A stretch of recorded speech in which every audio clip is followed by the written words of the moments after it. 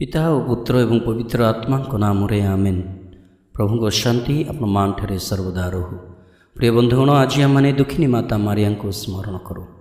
कौन सतरे जड़े माता तांको निरीह निर्दोष पुओ को निष्ठुर भाव में हत्या करा जाउथिबार दृश्य देखिपारे कि एवं तांको हृदय रे गभीर जंत्रणा अनुभव करिवे नाही कि?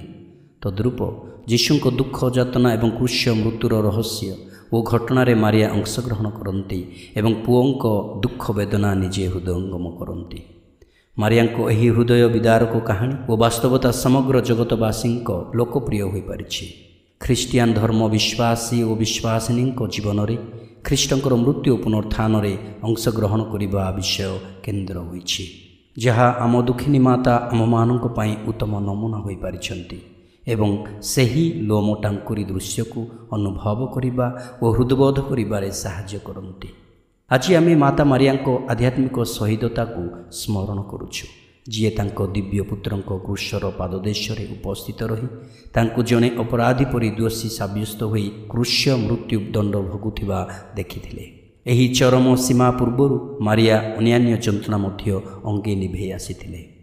शताब्दी धरी ख्रीष्टियान माने मारिया सातटी महादुखद घटना जहाँ मारिया सप्त दुख भाव जनाशुना ताहा ध्यान करती। यही घटनार दृश्य बाइबेलर सातटी लेखारे दर्शा जाए एवं संहिताबद्ध कराଯାଇଛି, जो मारिया अंशग्रहण स्पष्ट और सीधासलख अटे। सेगुड़िक हेउछि प्रथम दृश्य, शिशु यीशुଙ୍କ जन्मर 40 दिन पर मारिया एवं जोसेफ तांको मंदिर रे उपस्थापित करिबा पई जेरूसलेम को गले। सही अवसर रे सिमियन मरियम को कहिले, एही शिशु इस्राएल अनेक विनाश और परित्राण पई मनोनीत होइछि। से परमेश्वर एक चिन्ह हेबे, जहाँ को विरुद्ध रे अनेक लोक कहिबे और सेमानकर गुप्त चिंताधारा प्रकाश करिवे एवं एक द्विधारुआ खड्ग परि तुमर निज हृदय को सही दुख भेदिबो। लूक 2:34-35। सही खड्ग तांको पुत्रंको भाग्य रे क्रमागत प्रकाशन हो पारे। सही खड्ग मरियम को विध करिबो एवं तांको कष्ट देव। सही खड्ग हेउछि धन्या मातांकर दुखपूर्ण पथर प्रतीक। द्वितीय दृश्य, शिशु जीशु एवं सन्थ जोसेफଙ୍କ सहित मिस्र को पलायन। प्रभुଙ୍କ जड़े दूत स्वप्न रे जोसेफଙ୍କୁ दर्शन दे कहिले, हेरोद पिलाटी को मारिबा पई योजना करुछंती, तेणु उठ पिला एवं तांको मातांको नहीं मिस्र को पलाओ एवं मु तुमको न कहिबा पर्यंत सेठारे रुह। जोसेफ उठी पिला एवं तांको मातांको धरी राति मिस्र को चलीगले। माथ्यू 2:13-14।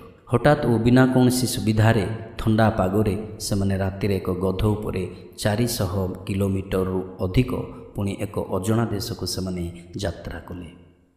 तृतीय दृश्य, बालक यीशु जेरूसलेम मंदिर रे रहीगले। चिंता एवं दुख सहित मारिया और जोसेफ तृतीय दिन पर्यंत तांको खोजिले। यीशु 12 वर्ष बयसर होइथिले। सेमाने प्रत्येक वर्ष भली पर्व पालन करिबा पई जेरूसलेम गले। पर्व शेष हेबा परे सेमाने घर को फेरिबा को आरंभ कले, किंतु बालक यीशु जेरूसलेम मंदिर रे रहीगले। तांको पितामाता यह जानि नथिले। सेमाने भाबिले जे से अन्य मानक सहित अछंती, तेणु सेमाने सारा दिन यात्रा कले एवं तापरे सेमानक संपर्कीय एवं बंधु मानक मध्यरे तांको खोजिबा को लागिले। सेमाने तांको पाइले नाही, तेणु सेमाने जेरूसलेम को फेरिगले। तृतीय दिन सेमाने तांको मंदिर रे जिहुदी शिक्षक मानक सहित बसिथिबा एवं प्रश्न पचारुथिबार देखिले। लूक 2:42-46। तृतीय दृश्य, यीशुଙ୍କ कांधरे भारी क्रूश बोहाई कालबारी पर्वत शिख को नियागले। मारिया मध्य तांको पछरे गले।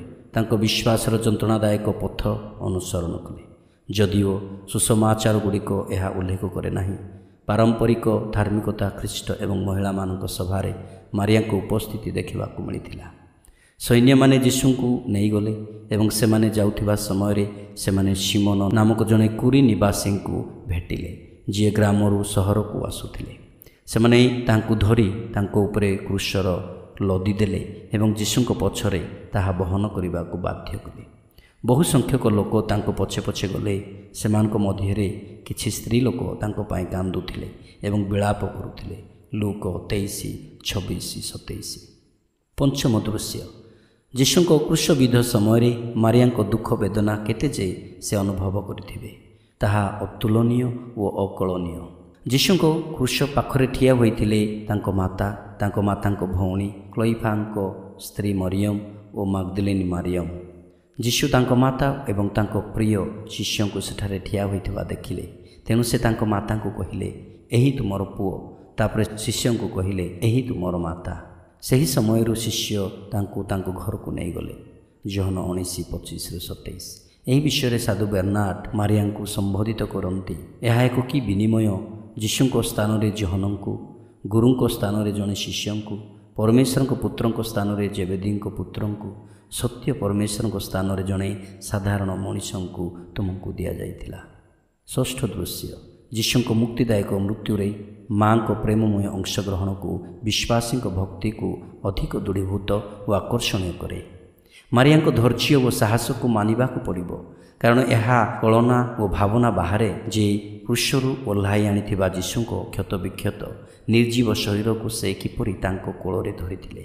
ଅନେକ ଚିତ୍ରକର ଏବଂ ମୂର୍ତ୍ତିକାରକ ଏହି ଘଟଣାକୁ ସେମାନଙ୍କର ସୃଜନଶୀଳ କଳାର ତୁଳିରେ ଏକ ଜୀବନ୍ତ ରୂପ ଦେଇପାରିଛନ୍ତି। ସନ୍ଧ୍ୟା ସମୟରେ ଆରିମାଥିଆର ଯୋସେଫ ଆସି ପହଞ୍ଚିଲେ। ଏହା ପ୍ରସ୍ତୁତି ଦିନ ଥିଲା। ତେଣୁ ଯୋସେଫ ସାହସର ସହିତ ପିଲାତଙ୍କ ସମ୍ମୁଖରେ ଯାଇ ଯୀଶୁଙ୍କ ଶରୀର ମାଗିଲେ। ସେ ସେନା ଅଧିକାରୀଙ୍କୁ ଡାକି ପଚାରିଲେ ଯେ ବହୁ ସମୟ ହୋଇଛି, ଯୀଶୁ କ'ଣ ମରିଯାଇଛନ୍ତି କି? ଅଧିକାରୀଙ୍କ କହିବାର ଶୁଣିବା ପରେ ପିଲାତ ଯୋସେଫଙ୍କୁ କହିଲେ ଯେ ସେ ଶରୀରକୁ ନେଇପାରିବେ। ମାର୍କ 15:42-45। ସପ୍ତମ ଦୃଶ୍ୟ, ଯୀଶୁଙ୍କ କ୍ଷତବିକ୍ଷତ ଶରୀରକୁ ସମାଧି ଦେବାର ମାରିଆ ଜଣେ ଜୀବନ୍ତ ସାକ୍ଷୀ ଥିଲେ। ଯିହୁଦୀମାନଙ୍କର ସମାଧି ପାଇଁ ଶରୀର ପ୍ରସ୍ତୁତ କରିବାର ପ୍ରଥା ଅନୁସାରେ ଦୁଇଜଣ ଯୀଶୁଙ୍କ ଶରୀରକୁ ନେଇ ସୁଗନ୍ଧି ଦ୍ରବ୍ୟ ସହିତ ସୂକ୍ଷ୍ମ ବସ୍ତ୍ରରେ ଗୁଡ଼ାଇଥିଲେ। ଯେଉଁଠାରେ ଯୀଶୁଙ୍କୁ କ୍ରୁଶବିଦ୍ଧ କରାଯାଇଥିଲା ସେହି ସ୍ଥାନରେ ଏକ ଉଦ୍ୟାନ ଥିଲା ଏବଂ ସେଠାରେ ଏକ ନୂତନ କବର ଥିଲା, ଯେଉଁଠାରେ କେହି କେବେ କବର ପାଇନଥିଲେ, କାରଣ ଏହା ବିଶ୍ରାମ ବାରର ପୂର୍ବ ଦିନ ଥିଲା ଏବଂ ସମାଧି ନିକଟତର ହୋଇଥିବାରୁ ସେମାନେ ଯୀଶୁଙ୍କ ଶରୀରକୁ ସେଠାରେ କବର ଦେଲେ। ଜୋହନ 19:40-42। ସମସ୍ତ ପ୍ରମାଣ ବିରୁଦ୍ଧରେ ମାରିଆ ବିଶ୍ୱାସ କଲେ, ସମସ୍ତ ଆଶା ବିରୁଦ୍ଧରେ ଆଶା ରଖିଲେ। କେତେକ ମାରିଆଙ୍କ ସେବକମାନେ ଅର୍ଥାତ୍ ମାରିଆଙ୍କ ନାମରେ ଏକ ଧର୍ମସଂଘ ସଦସ୍ୟମାନେ ଆଉ କେତେକ ଘଟଣାଗୁଡ଼ିକ ଉପରେ ଚିନ୍ତନ ପାଇଁ ପ୍ରସ୍ତାବ ଦେଇଛନ୍ତି, ଯେଉଁଥିରେ ମାରିଆ ପୂର୍ଣ୍ଣ ଅଂଶଗ୍ରହଣ କରିଥିଲେ। ସେଗୁଡ଼ିକ ହେଉଛି: ପ୍ରଥମ, ଯୀଶୁ ଦାରିଦ୍ର୍ୟତାରେ ଜନ୍ମଗ୍ରହଣ କରି ଏକ ଗୁହାଳରେ ରଖାଯାଇଥିଲେ, ଲୁକ 2:6-7। ଦ୍ୱିତୀୟ, ସିମୋନଙ୍କ ଭବିଷ୍ୟବାଣୀ, ଲୁକ 2:33-35। ତୃତୀୟ, ହେରୋଦ ନବଜାତ ମସିହଙ୍କୁ ହତ୍ୟା କରିବାକୁ ଚେଷ୍ଟା କରିଥିଲେ, ମାଥ୍ୟୁ 2:13-14। ଚତୁର୍ଥ, ଲୋକମାନେ ଯୀଶୁଙ୍କ ଶିକ୍ଷାକୁ ପ୍ରତ୍ୟାଖ୍ୟାନ କରିଥିଲେ, ଲୁକ 4:28-29। ପଞ୍ଚମ, ଯୀଶୁଙ୍କୁ ଗିରଫ କରାଯାଉଥିଲା ଏବଂ ତାଙ୍କ ଶିଷ୍ୟମାନେ ତାଙ୍କୁ ପରିତ୍ୟାଗ କରିଥିଲେ, ମାଥ୍ୟୁ 26:49-50 ଏବଂ 56। ଷଷ୍ଠ, ଯୀଶୁଙ୍କୁ କ୍ରୁଶବିଦ୍ଧ କରାଯାଇଥିଲା, ଜୋହନ 19:25-27। ଅଷ୍ଟମ, ମାରିଆ ନବଜାତ ମଣ୍ଡଳୀର ଦୁଃଖ ଭୋଗରେ ଅଂଶଗ୍ରହଣ କରିଥିଲେ, ପ୍ରେରିତ 12:1-3 ଏବଂ 5। ଉପାଖ୍ୟାନଗୁଡ଼ିକୁ ନିର୍ଦ୍ଦିଷ୍ଟ କରିବାରେ ଦୁଃଖ ବେଦନାକୁ ସମ୍ମୋହିତ ଭାବରେ ବିଶ୍ୱାସର ଏକ ତୀର୍ଥଯାତ୍ରାର ରହସ୍ୟ ପ୍ରତି ପରିଚୟ କରାଯାଇଛି, ଯାହା ଦୁଃଖଦ ପୁରୁଷଙ୍କ ସହିତ ମିଳିତରେ କିପରି ଦୁଃଖ ଭୋଗ କରିବାକୁ ଜାଣିହୁଏ, ଯେଶାୟା 53:3। ଏବଂ ପିତାଙ୍କ ଇଚ୍ଛା ପ୍ରତି ଖୋଲା ରହିବା। ଦୁଃଖିନୀ ମାତା ମାରିଆ ବିଶ୍ୱାସର ତୀର୍ଥଯାତ୍ରାରେ ଅଗ୍ରସର ଥିଲେ ଓ ବିଶ୍ୱସ୍ତ ଭାବରେ ତାଙ୍କ ପୁତ୍ରଙ୍କ ସହିତ କ୍ରୁଶ ପର୍ଯ୍ୟନ୍ତ ତାଙ୍କର ଏକତାକୁ ସଂରକ୍ଷଣ କରିଥିଲେ। ତାଙ୍କର ଏକମାତ୍ର ପୁତ୍ରଙ୍କ ସହିତ ଗଭୀର ଭାବରେ ଦୁଃଖ ଭୋଗ କରିଥିଲେ ଏବଂ ତାଙ୍କ ବଳିଦାନରେ ତାଙ୍କ ସହିତ ସହଭାଗୀ ହୋଇଥିଲେ। ଲୁମେନ୍ ଜେନ୍ସିୟମ୍ 58।